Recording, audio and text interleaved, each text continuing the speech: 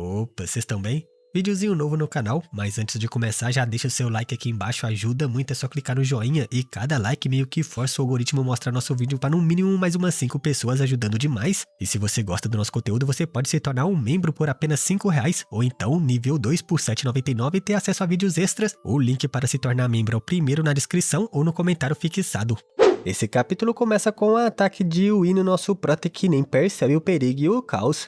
Porém, vemos que ele já tinha sentido sim, e simplesmente faz seu teletransporte de alquimista escapando do ataque facilmente. O ancião rei da Torre dos Mil Tesouros irritado gritava que então esses dois ainda tinham cartas na mangas. Será que Liu Xiong é um alquimista de 8º nível? Ele até consegue se teletransportar? O ancião Zhang Xiong pensa que se ele realmente for um alquimista de 8º nível, quem vai conseguir enfrentá-lo nos duelos de alquimia da conferência? E o ancião Ren pensa que a Câmara de Comércio Tianhuan era menos cotada. Será que eles vão surpreender e virar o maior azarão? Enquanto o vice-mestre da Guilda dos Quatro Extremos pensa que pelo que o Liu Xiong mostrou, ele não só saiu ileso dos 10 sóis do mesmo céu, como ainda teve coragem de brincar e esconder suas técnicas. Entre todas as 7 grandes câmaras de comércios, além de Li Feiyu, quem mais pode derrotá-lo? A velha Du gritava, e daí que ele é um grande alquimista de 8º nível? Pessoal, não se preocupe, esse Liu Xiong com certeza vai morrer nessa luta. E gargalhava vendo nosso prota ter dificuldade para defender de todos os ataques do ponto cego de Yui. Nosso prota confiante diz que nem consegue sentir ela. Essa situação não é estranha para ele, mas você não parece ser discípula daquela pessoa. Deve ser só alguma arte secreta que imita um efeito parecido. Ele esquiva de mais alguns ataques gritando que eles continuam tão fortes quanto antes, o que significa que seu corpo real não está longe dele. Na verdade, eu vou até te dizer, esse seu truquezinho é muito fácil de quebrar, você acredita em mim? E Yui, surpresa, dizia, é mesmo? Desde que dominei essa técnica secreta, ninguém jamais conseguiu quebrá-la. E nosso prata diz que isso era porque todos que ela enfrentou até agora eram fracos demais. Do nada o mundo fica monocromático e nosso prata sorri dizendo que por mais que esconda, você precisa ter pelo menos um ponto de contato com esse espaço, caso contrário ficaria perdida para sempre em outra dimensão.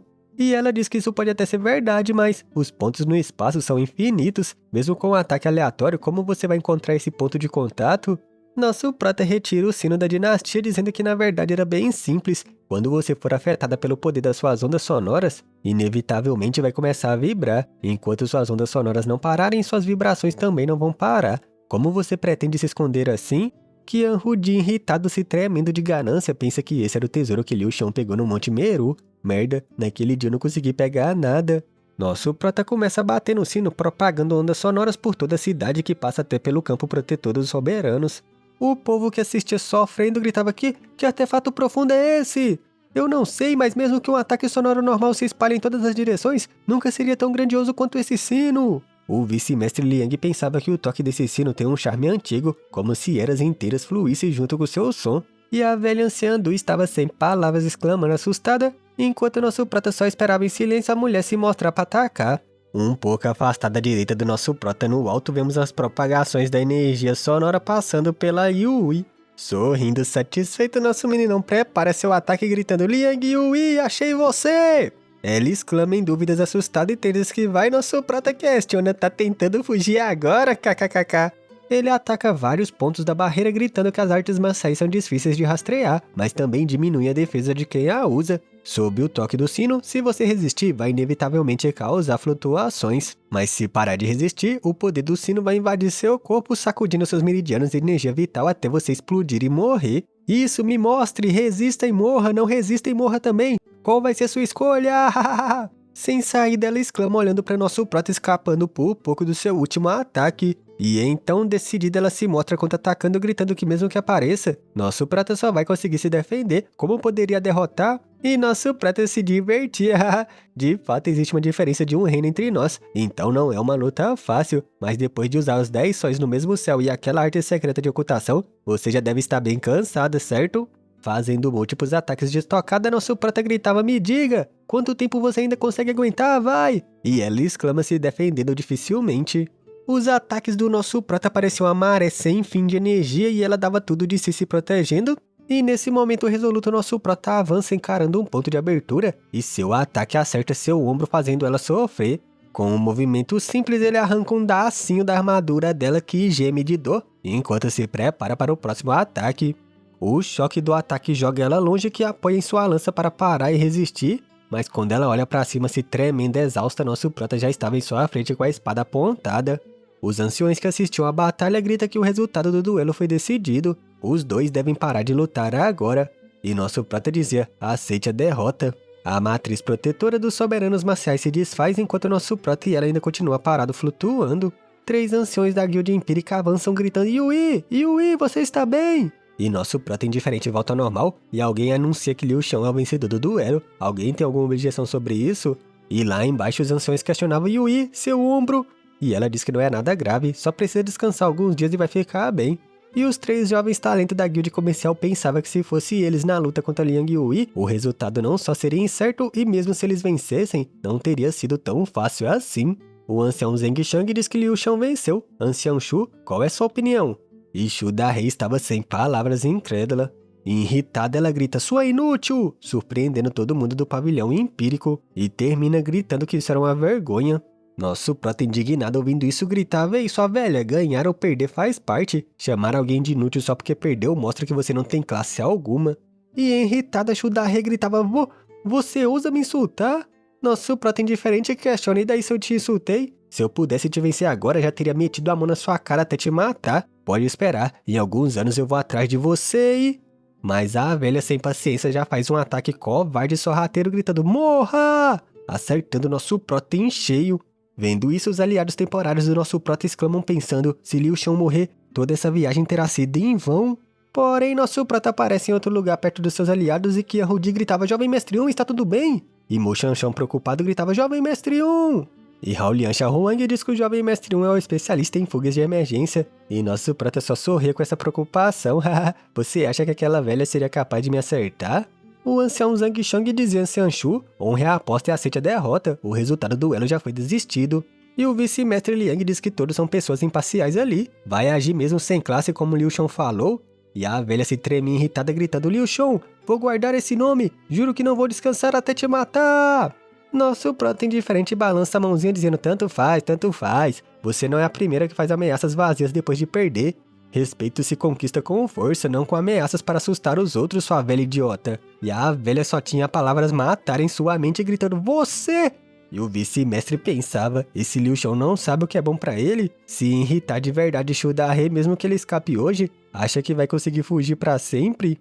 Zhang Shang dizia que já que ancião Shu concorda com o resultado, vamos encerrar o assunto conforme combinado. O pavilhão empírico vai ter uma derrota registrada na conferência dupla. Pessoal, vamos encerrar por aqui. E a velha em chamas gritava, eu vou matar! Porém, nosso prota corta isso gritando, ei, Jinglié, pegue o dinheiro. E todo mundo feito urubu na carniça olhava para a banca de aposta.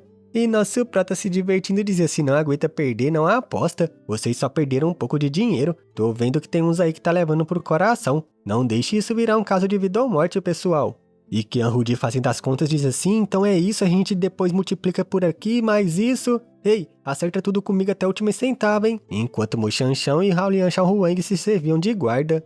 Qian Rudi, satisfeito com a vitória, dizia, hahaha, devo tudo a você, mestre 1. E nosso prata satisfeito dizia, hehe, acredite no seu irmão Yu e fique rico bem novinho. Depois disso, Li Feiyu dizia, parabéns, jovem mestre 1, vou me retirar agora. E nosso prata satisfeito dizia, jovem mestre Li, não se esqueça da explicação satisfatória que me prometeu, não aguento mais ser enganado. E sem graça o playboyzinho dizia, claro, vamos conversar um outro dia, beleza? Ele e o ancião Ren desesperados correm pensando que cada palavra que fala com Li Xiang só aumenta o perigo. E Tang Xie se aproxima dizendo parabéns pela vitória de estreia. Jovem mestre 1, embora eu tenha apostado mais na irmã Yu, sempre torci por você. E como eu esperava, você ganhou. Assistir um duelo desse já fez valer a pena a viagem. Hoje à noite farei um banquete na residência da Seita dos Quatro Extremos em sua homenagem, Jovem Mestre 1 e também ao irmão Rudi, espero que apareçam. E nosso prota surpreso questiona, dentro da residência da Seita dos Quatro Extremos, é isso? Jovem Mestre Tang Xin, pode garantir minha segurança? Tang Xin diz que ele não precisa brincar. Jovem Mestre 1, enquanto estiver na Seita dos Quatro Extremos, será meu hóspede mais honrado. Vou protegê-lo mesmo que gente das 7 superpotências apareçam. E nosso prota satisfeito dizia, é tão seguro assim? Espero que não seja igual Li Feiyu, o que promete de boca cheia pra trair logo depois.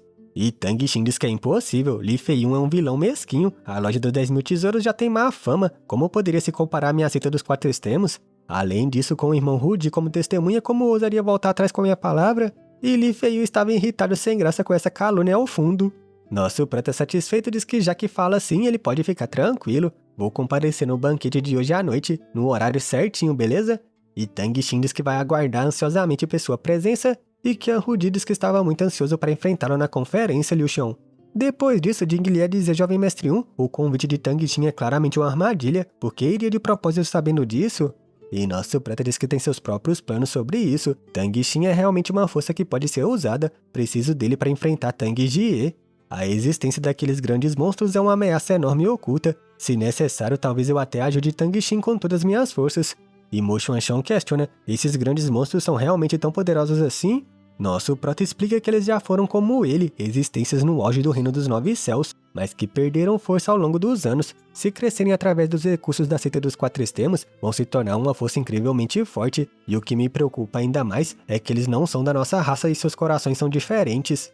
Haolian Xiaohuang diz que se esse era o caso, eles devem matá-los antes de se tornar uma ameaça completa, para evitar problemas futuros. E nosso prata diz que sim, é exatamente o que pensa. É por isso que também vai usar o banquete de hoje à noite para ver a situação atual de Tang Jie. Se for preciso, vou expor a existência desses grandes monstros para o mundo e deixar a região sagrada lidar com eles. Porém, essas pessoas também sabem muitos segredos seus, incluindo a Arca de Noé. Se espalharem essas informações, isso vai trazer grandes perigos para nosso prota e para Ye Fan.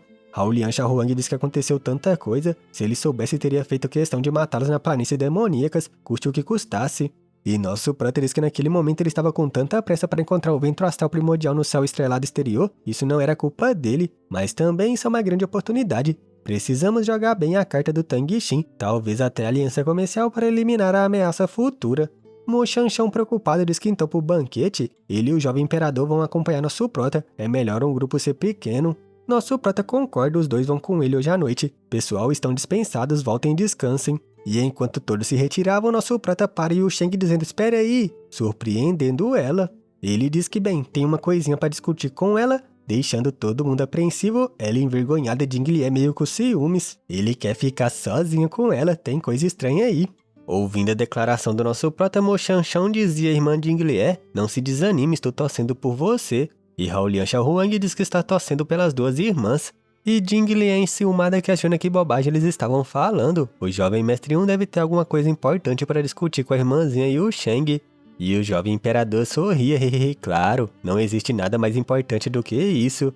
E a prof ouvindo isso toda envergonhada dizia, jovem mestre 1? E nosso prata sem graça dizia, bem, não entenda errado, ainda é dia. Totalmente envergonhada ela questiona, se não vai acontecer durante o dia... Quer dizer que vai acontecer durante a noite?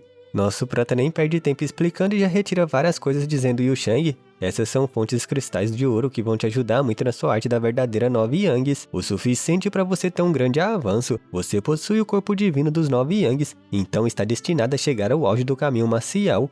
E assustada ela questiona, fontes de cristal dourado fogo do sul? Tem tantas! Jovem mestre, esses itens são tão preciosos! E nosso prata diz que não precisa de tanta formalidade entre eles. É claro que você também ficando mais forte vai me beneficiar muito.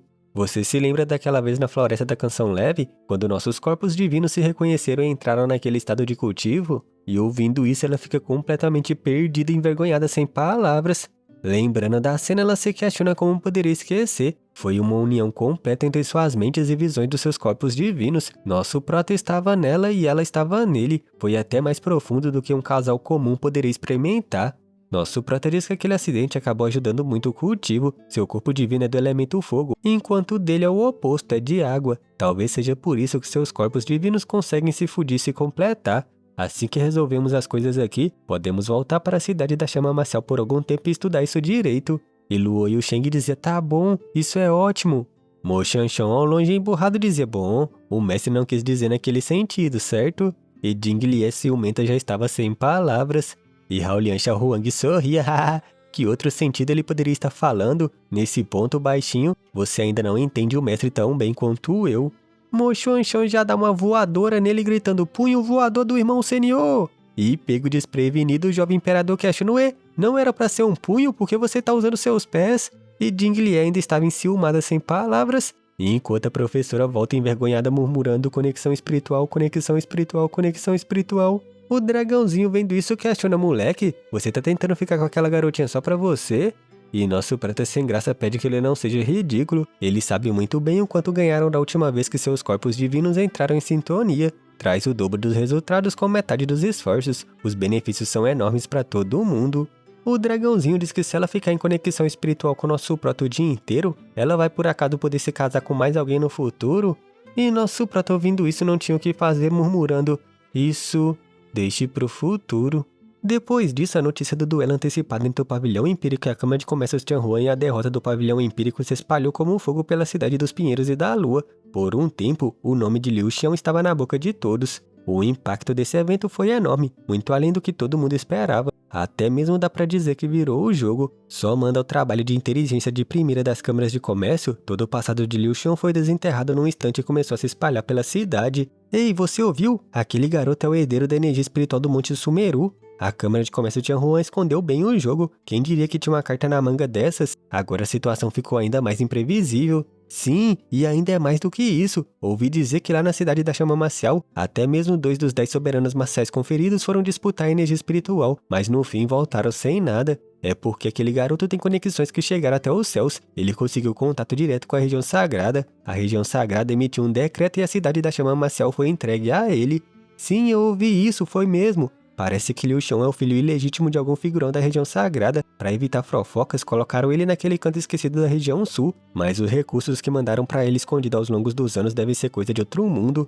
Sim, eu ouvi isso mesmo. Caso contrário, com a idade dele, como ele teria matado o velho monstro da constelação em um único golpe da palma lá na cidade da Chama Marcial? O que? Você tá falando sério? Ele matou o velho monstro da constelação? Isso é assustador. Ouvi dizer que Jing Lié ficou esses anos todos escondido na região sul só por causa dele. Até mesmo dizem que eles já têm alguns filhos. Pelo jeito, agora parece que é verdade. Afis, que pena, que destino, é o destino mesmo. O que você tá falando, seu idiota? Que pena o quê? O homem dela tem um pai figurão na região sagrada e você? É normal que uma deusa se jogue nos braços dele. Sim, você falou tudo, Jing-san realmente foi visionário, mandou a filha para a região sul como noiva há muito tempo, e agora a paciência dele finalmente valeu a pena, o dote foi a cidade da Chama Marcial inteira. Sim, fazer o quê? Esse é o destino dele, pobres fracassados como nós não deveriam nem sonhar com isso. E ouvindo toda essa fofoca, vemos o jovem imperador questionando o jovem mestre 1, você é irmãozinha de Inglier realmente tem filhos? Isso quer dizer que temos um monte de irmãos juniores? E nosso prata que caminhava à frente questiona desde quando o boato de rua pode ser verdade. E Mo Shanshon irritado mete a bica no jovem imperador gritando: ei, seu idiota, cala a boca!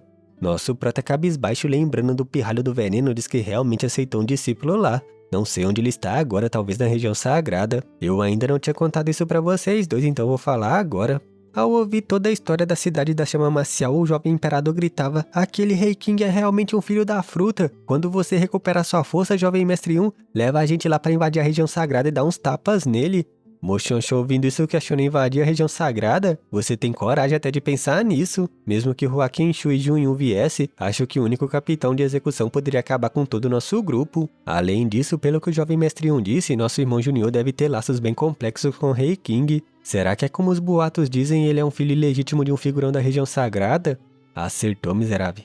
Nosso prota sério diz que de qualquer forma eles precisam ir para a região sagrada, só não agora. E quando os três chegam à porta de um palácio, vemos os guardas parando eles dizendo: vocês três são... E percebendo que era nosso prata surpreso, ele se aproxima dizendo: ah, você é o jovem mestre 1, certo? E nosso prata pede por favor que avise a Tang Xin. Liu Xiong estava aqui. O guarda todo respeitoso abre passagem dizendo: por favor, entrem vocês três, vou avisar logo. Hã? E nesse momento já percebe que os três sumiram e questiona onde eles foram. Ei, você viu eles? Não, eu não vi, será que eram impostores? E dito isso, já vemos nosso prota lá dentro tocando numa restrição. Um simples movimento destrói ela. E vendo isso, nosso prata diz que essa seita dos 4 extremos é um pouco estranha mesmo. Não tem só uma grande formação de restrição do lado de fora, como o interior também tá cheio delas. Um passo em falso você se mete em encrenca. Mo Shanshon diz que Tang Jie está ali ao oeste. Ele também está protegido por uma restrição e parece que ela é bem comum. Nosso prata diz que sim, ele vai explorar esse lugar sozinho. Vocês dois entrem no monumento do Deus do Mundo, se tiver algum problema eu chamo vocês. E Hao Liang questiona: que monumento é esse? Nosso prata retira o monumento dizendo: jovem imperador, tem uma pessoa que você selou lá dentro, vá lá e libere o selo. E Hao Liang questiona: hã? Alguém que eu selei? Quem é? E dito isso já vemos o velhote do Wan chorando, gritando: líder! Pulando pra cima do imperador. Ele desvia facilmente impressionado, dizendo que o jovem mestre 1 realmente tem de tudo. E Mo Xuanxun, apontando pro velho Duan, questiona: ei, é dele que o jovem mestre 1 estava falando? Como você acabou selando ele? Haolian Xiaohuang disse que não era nada demais. Ele estava atrás de umas minas aí e não compartilhou nenhuma com esse velho. Então ele tentou estragar sua diversão. Porém, eu vi que ele era um cara decente, então só selei ele. O velho Duan diz que um grande homem como você, líder, não guarda rancores dos erros de um homem inferior. Aqui, o selo triplo do olho do fantasma.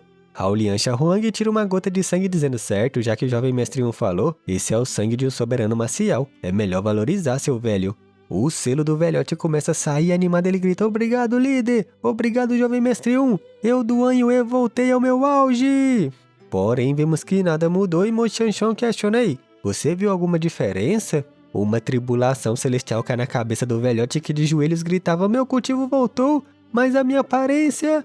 E Haolian Xiaohuang questiona: desde quando sua aparência era diferente? Não estava assim mesmo quando eu te conheci? E o velhote chorava, porque a gente sabe muito bem que ele era mó blindão quando não estava selado, tio. O autor zoou o plantão dele aqui.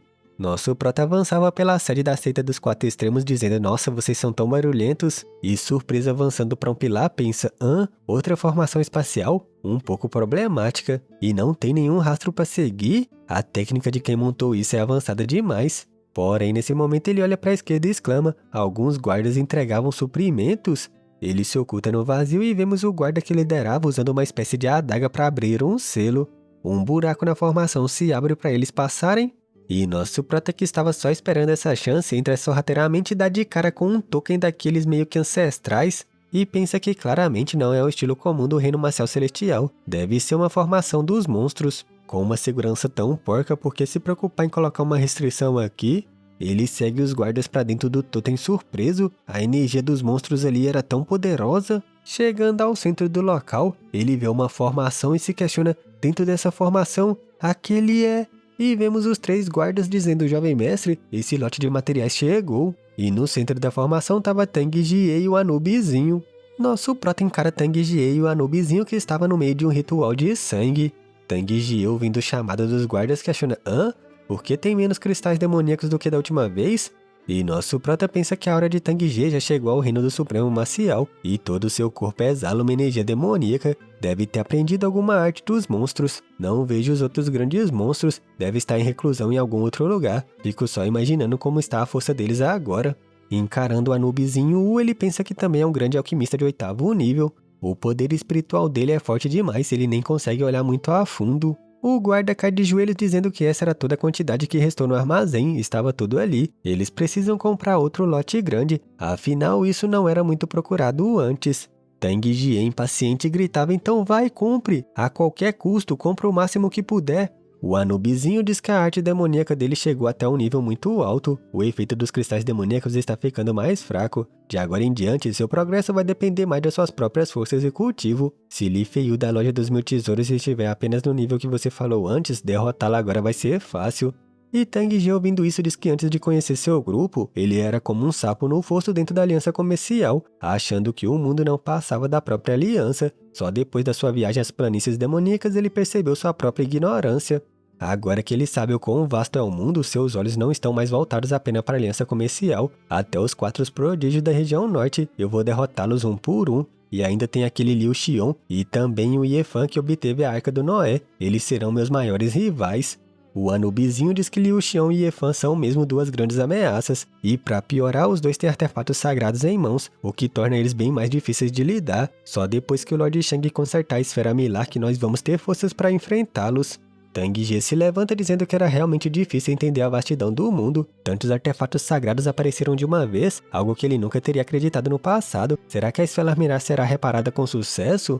O Anubizinho diz que originalmente as chances eram baixíssimas com apenas a essência da árvore perene eterna que conseguiram. Felizmente, sua seita dos 4 extremos tinha por acaso um tesouro supremo da sua raça dos monstros nos tempos antigos, a Roda do Sacrifício. Enquanto o Lord Shang controlar a Roda do Sacrifício, ele com certeza vai conseguir reparar a esfera Milar.